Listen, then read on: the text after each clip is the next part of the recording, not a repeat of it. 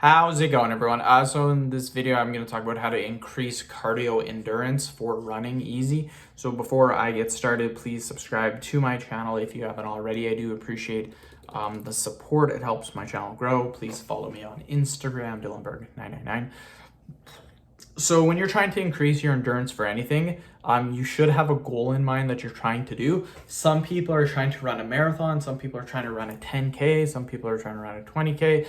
It really depends on what you are doing. What your goal is going to be determined how you train. So if you want to increase cardio endurance for running a marathon, you're going to train way different than an MMA fighter trying to increase cardio endurance. The MMA fighter would probably train 5-minute intervals because that's how long rounds are usually. And the marathon runner is going to do long runs. They're also going to do some medium runs and some short runs, but most of their training will be long runs. So you need to have a goal in mind. What are you trying? How long are you trying to train to increase your endurance? If you don't know, then what I would do, the first thing I would try to do, try to run 5 miles or 5K. Try to run 5 miles. That should be your first goal. Try to run 5 miles. After you can run 5 miles, maybe try to run 10 miles.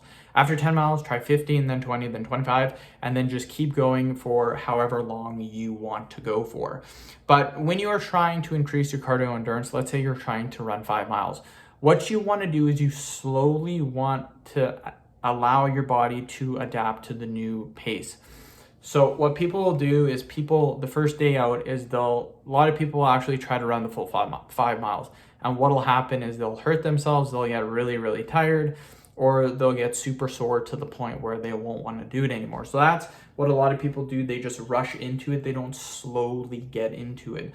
Now, what you should do is you should try, the first day out, you should try to do a moderate run.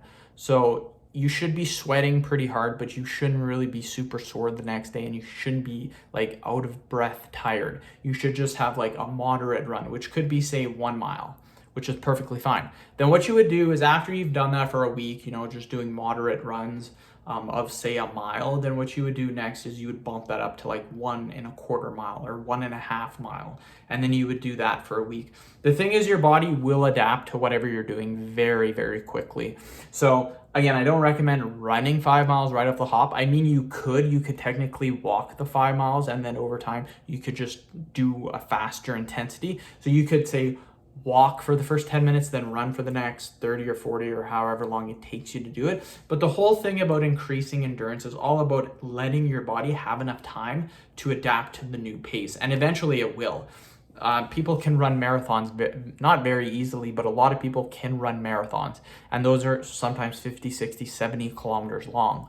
So your body will eventually adapt. You just have to give it enough time. You have to go slow enough so that you don't injure yourself or that you don't lose motivation. So end of video. Thank you so much for watching.